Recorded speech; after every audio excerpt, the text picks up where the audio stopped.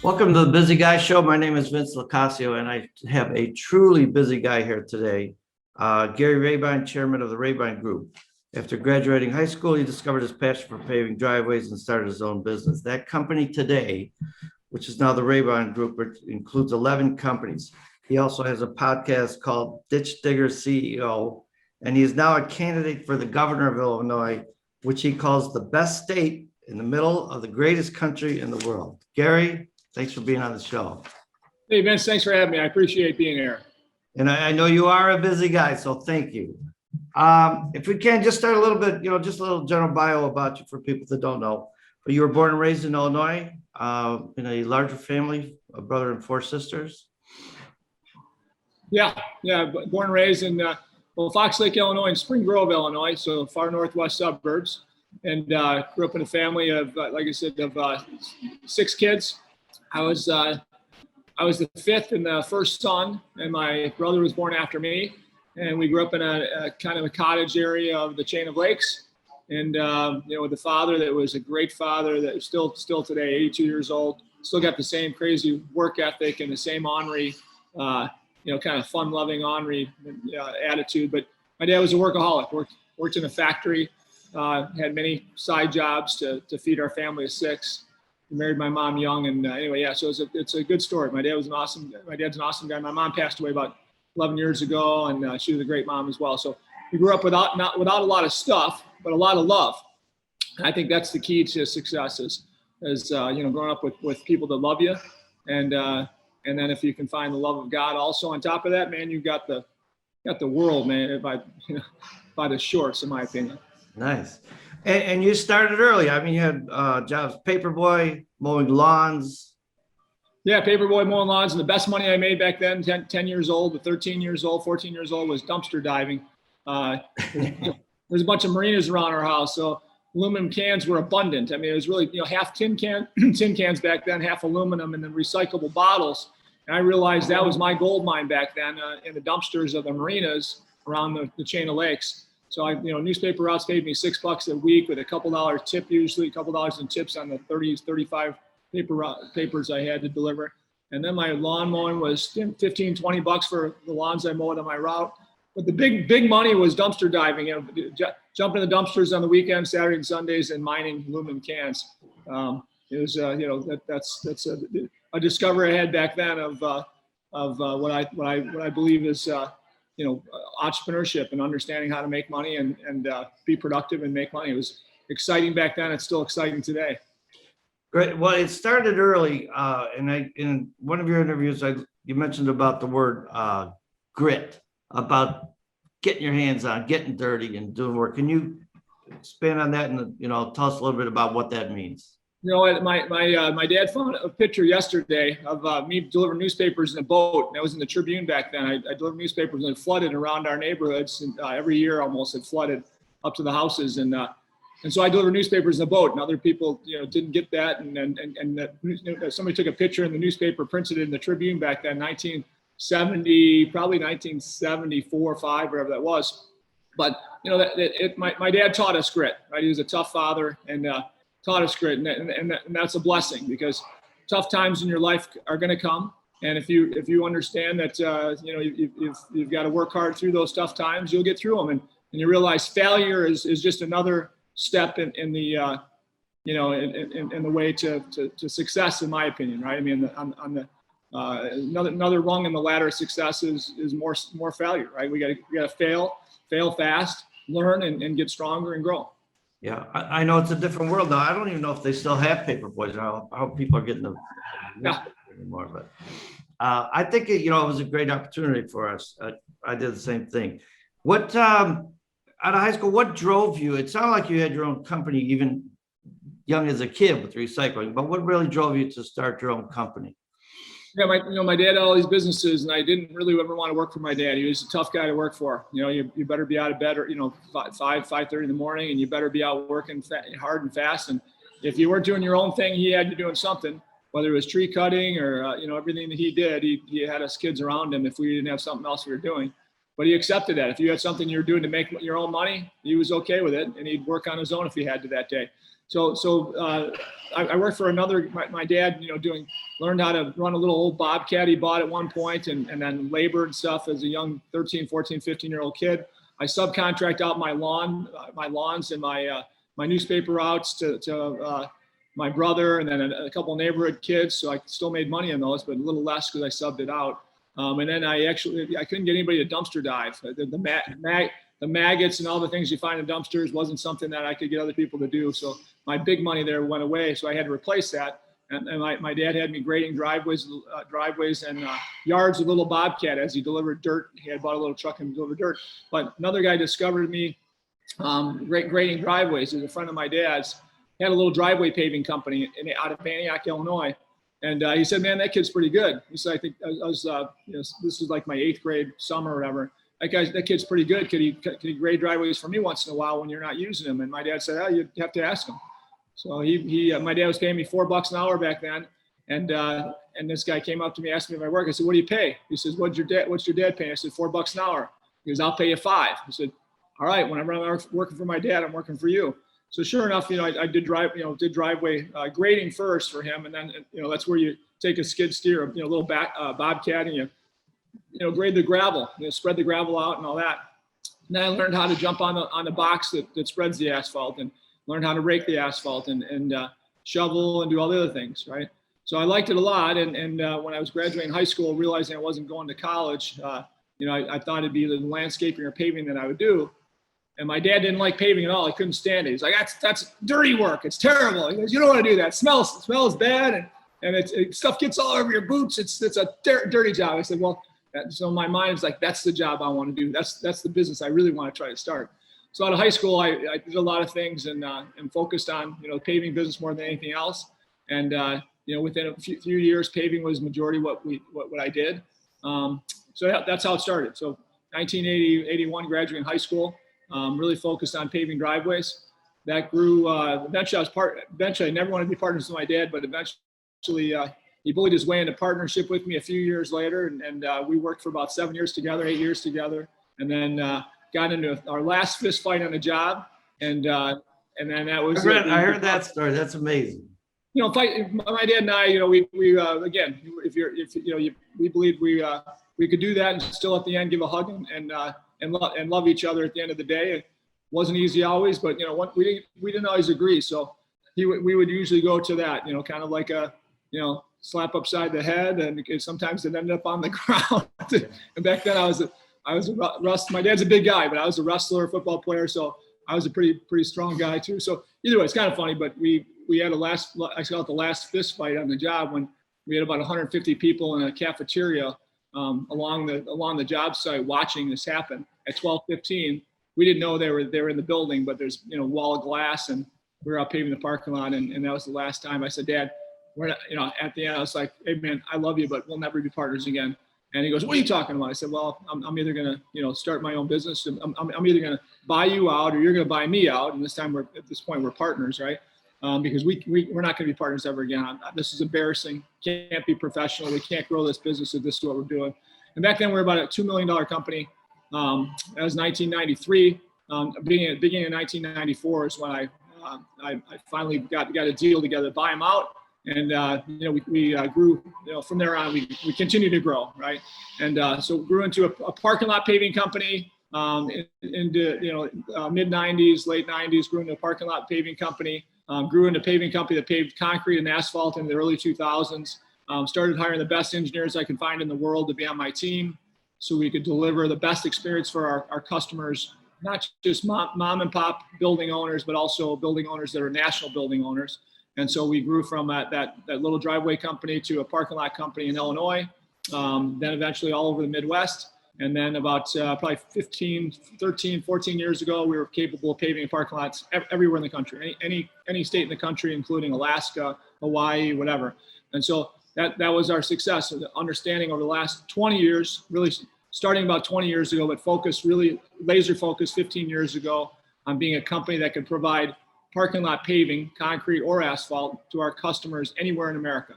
And so my lessons in life have been such that you'd say, "What? How's a paving guy got anything to do with government, right?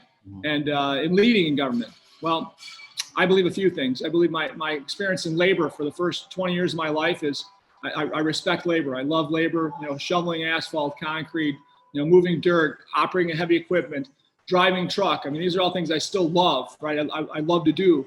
So therefore, it took me 20 years to figure out how to get myself out of that to scale, because I actually loved what I did, right?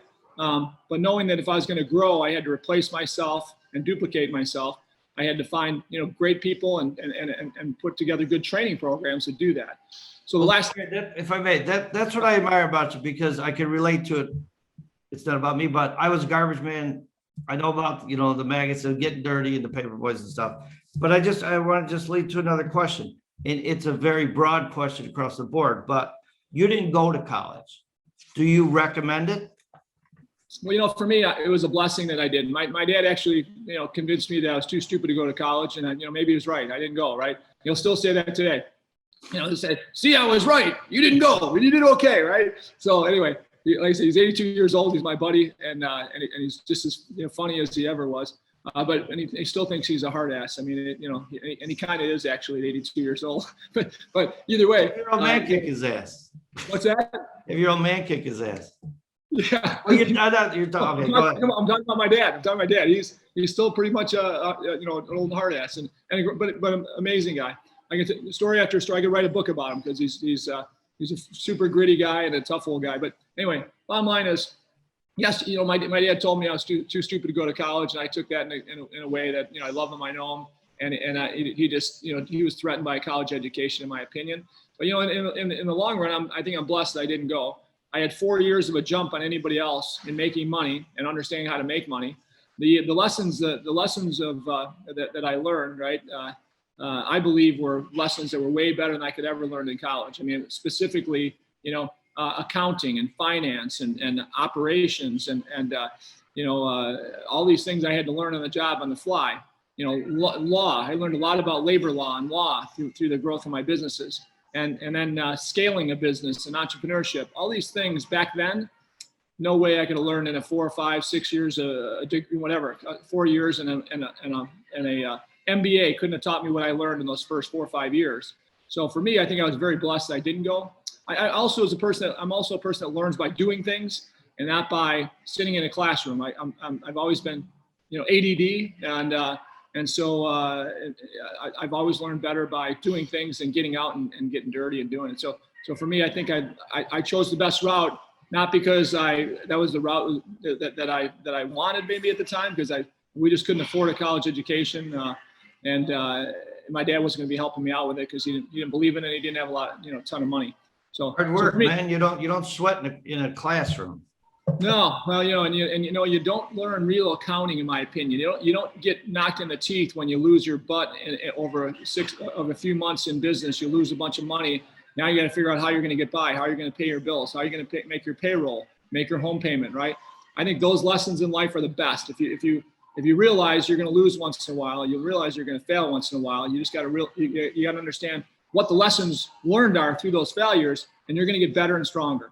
So for me, the best lessons, Vince, were as I got through this labor thing and started scaling business, is knowing that I'm not the most academically strong guy in the world.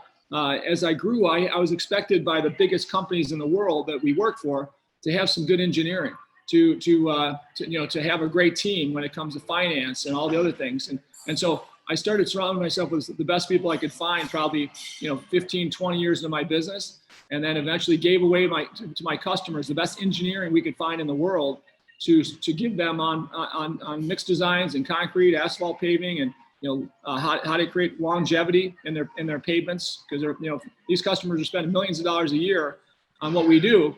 And so my goal was to be better than an engineering company when it came to outside the box thinking, innovative thinking, better mixed designs that weren't in the engineering books that were being discovered around the world that we invested in.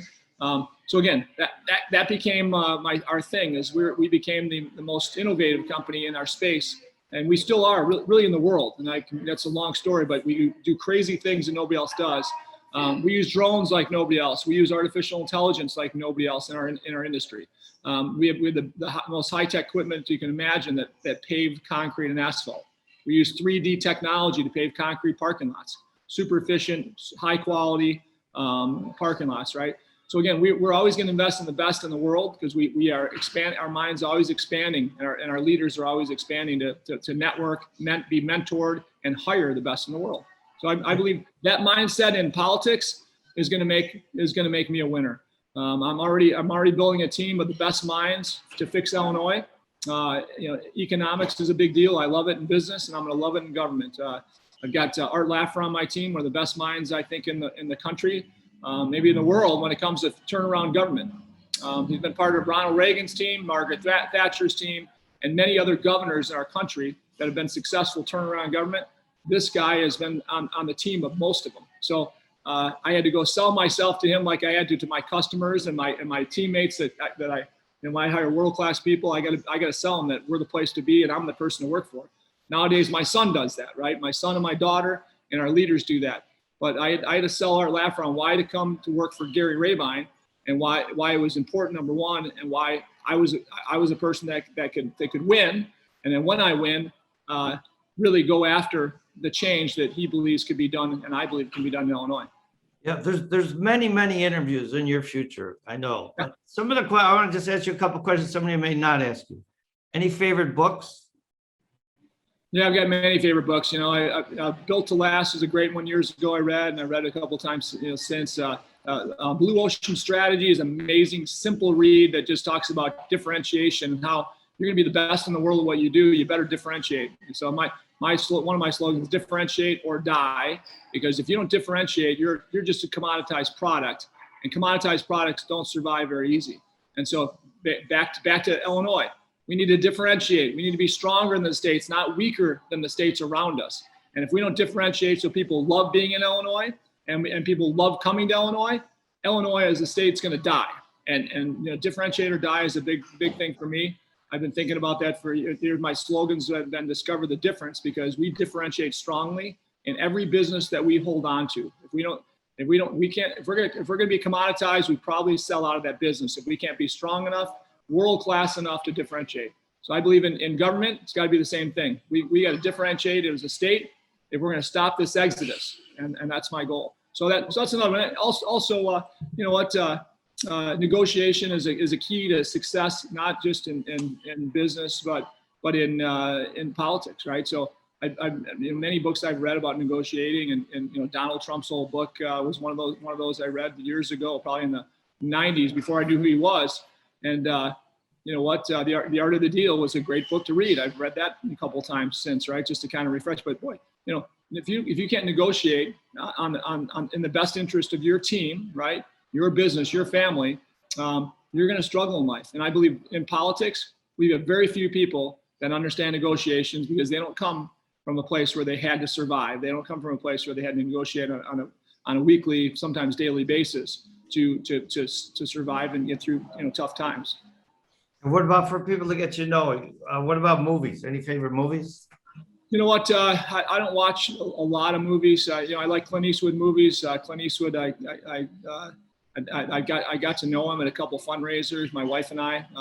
Boy, what a great guy! What a down-to-earth great guy he is. So I still like Clint Eastwood movies because I know him personally, and what an awesome person he is, right? So I watch all different movies, but I like thrillers, and I like old movies a lot. Andy Griffin, favorite show. I think lessons of Andy Griffin that could be learned are incredible. I mean, I didn't used to realize them. I watched as a kid, right? But watching it today, I'm like, man, that's perfect. That message is perfect in business. That message is perfect for my grandkids, my kids, right? So. Well, it's great to hear you say that. What about music? Music, I like rock, I like pop, and I like country. I've grown to like country in the last probably 10 years, and I think the message in country music is usually purer than what I'm hearing in other stuff, right? So I kind of like that. I like the American values message very often, and very often a message of faith in country music. So, your bio describes you as staying active with working out, golf, wake surfing, and practicing your Catholic faith. Uh, what is wave surfing? Yeah, so faith is the most important thing, right? I mean, without faith, you can't get through a lot of challenges in life. I've got through many challenges, and the last one being my wife, the loss of my wife. My wife was more active than I was, so she kept me busy, and I still love staying active, right? So for me, wake surfing is surfing behind a boat. It's just like ocean surfing, but you're surfing behind a boat that creates a wave to surf on, right? And so it's kind of cool, right? You throw the rope in the boat and you surf the wave just like an ocean wave. I had to Google it because I never heard of it. Yeah, my son was one of the first people to ever do that when he was young, 13, 14 years old, so 20 years ago. And we still do it. We love doing wake surfing as a family. But we're a very active family. My goal is always to stay in the best shape I can stay in. I was a wrestler and football player, and I still think that I can. Well, I know I could do more pull-ups today than I could do in high school, which is kind of crazy because I set the records in my high schools. But I'm always about staying in shape. I always want to compete at everything I do. And whether if I can't compete at something, I'm calling something out. Hey man, I'll beat you in ping pong, or I'll beat you in pool. How many pull-ups can you do? I can do more. I'll tell 25-year-old ripped Marines that I can beat them in pull-ups, and it's kind of fun to do that. So I'm a little bit of a competitive nut actually. And golf, I got to ask you, tongue in cheek, but you own a golf course. Did you buy it for business, or did you buy it so you could get good tee times? Well, you know what? There's sometimes you buy things just because you think you can change it. And pridefully, I bought businesses in the past. I think I could just change and make it better. It doesn't always work out. Golf course is one that I thought I can make it a business. It's a tough business. So for me, it's really it's something I love because we've changed the lives of the members, and we've added many members in this community. We've hired lots of kids in the community that didn't have jobs before, and so the Bull Valley Golf Club is one of the best golf clubs in the country. I like, again, looking to do world-class things. That's actually a world-class golf course, and so it's been fun to develop that. Now it's not a big money maker. It's kind of a nonprofit, and we have a lot of nonprofit events there, which is cool. But really, the blessings of that golf course is the community thrives around it. Kids have great jobs, and we've got kids getting Evans scholarships where they're 100% paid for 4 years of college, and they can't afford college, right? So either way, it's been a blessing to the community, a blessing to my family to be part of Bull Valley Golf Club. It's not a nonprofit, but it kind of is because we've never made any money on it. So either way, that's all that is. I bought it at a very, very reasonable price. I could not be a member of that course 20 years before I bought it. I asked to be a member when I wasn't much of a golfer, and I wasn't a very classy guy. I mean, I say that I was a paving guy. I mean, I wouldn't say that I was a nice guy, but I showed up. I usually wore beat up jeans, stayed with fuel oil and asphalt, and for some reason they didn't want me to be a member there back 20 years before I bought it. So it's kind of funny that I bought it 20 years later out of bankruptcy, and we revitalized it. It's an awesome place. You mentioned Reagan, Ronald Reagan. You mentioned Donald Trump. Do you have any heroes in business or in government? Either from present or the past. Yeah, so I seek out everything I do. I seek out some of the cool. I'm not a shy guy. Okay, I'm not a shy guy. So I seek out people like Bernie Marcus, the founder of Home Depot. I've read books about him and what a philanthropic, amazing guy he is. He's my friend today. I was one of the founders in a group he built, Job Creators Network. He's the guy that's heroic in my opinion when it comes to giving back philanthropically and for our country, right? And by the way, one of the best entrepreneurs I've ever known in my life. So he's the person I really look up to. Ronald Reagan, of course, I look up to Ronald Reagan. A guy that was a Democrat that realized that wasn't best for to be a Democrat for our country. He chose to move to a Republican, and I love his politics. I love his compassion. And if I'm when I'm in politics, that's the person I want to be most like. I want to be a compassionate leader that leads not for myself. 100% I'm doing this not for myself, because I believe that's the type of leader we need in Illinois. Somebody that's totally selfless, that could care less about Gary Rabine's future in the end. I don't need to be a politician in the long run. Someday I'm going to get back to business, and in 9-10 years from now, I'll be done, and I'm going to go back to being an entrepreneur, because I'll do that until I die. Hopefully, I live a long life. I'll always be an entrepreneur. Let me ask you a question, and I hope I can phrase it properly. But I use the example of Daniel Burnham, who said, make no small plans. You know, they planned the city of Chicago. They planned it on a grid system. Guys made decisions to keep the lake, you know, the lakefront parks. Whether it's a structure, an idea, a program, you know, those things are still happening 100 years later, whatever it is. What would you like to see, have people say 100 years from now that Gary Rabine did as governor? Yeah, 100 years from now, I'd love to say people look back and say, wow, remember when Illinois was falling apart and it became a state that was the highest tax. It became a state that people were flooding out of. Remember when it became unfortunately a violent place, right, where laws changed for the criminals instead of the victims. Remember when, and then all of a sudden, boy, leadership came about, and it won't just be Gary Rabine, right? It'll be many great minds that Gary Rabine's going to find. But remember when leadership came about that changed that. And wow, what a great city it is now. 100 years later, the greatest city in the middle of the best city, the best state in the middle of the greatest country in the world, right? That's what I want. And again, I believe that's what it should be and it can be. I don't shoot for small things. I've always been a guy that believes in moonshots. My businesses have grown, you know, it's crazy because I have a very aggressive vision, and I know how to build strategy to get to that vision. I believe Illinois needs exactly that. Well, I can't thank you enough for being on the show, and I'd like to just, you know, maybe down the road do some more interviews to get into some more details about, you know, what you're offering and stuff. But I did want to give you an opportunity to talk briefly about the Rabine Group and the Rabine Group Foundation and True Mentors. Yeah, so you know, while I worked the first 10, 15 years of my life, 7 days a week, long hours, my wife was an amazing woman. She was the most giving, loving, God-loving person I'll ever know, right? And so she gave away money as we made a little more money all the time. And she was a hairdresser while I started my business for the first 8, 10 years. She made, you know, $25,000, $35,000 a year. First few years in business, I netted about the same. So we were living pretty big, we thought back then, right? Bought her $70,000 house that she remodeled because I wasn't home much. I lifted the heavy stuff when I came home at night, but otherwise, she was an amazing woman. And so she was a giver. Some years she would give away more money than we made by accident, right? We thought we were doing really well, and by the end of the year, oops, we didn't make any money this year. And babe, you gave away a lot of money. We need to figure that out. So eventually, after we did that a couple times over, let's say, a 15-year period, eventually we started the Rabine Group Foundation, and which is a very organized way of giving. We have all of our businesses give 2 to 5% of the profits to the foundation, and then the foundation as a board that invest in causes that we as a group of leaders believe in. And we've got, you know, many people from all different aspects of our businesses and on the board.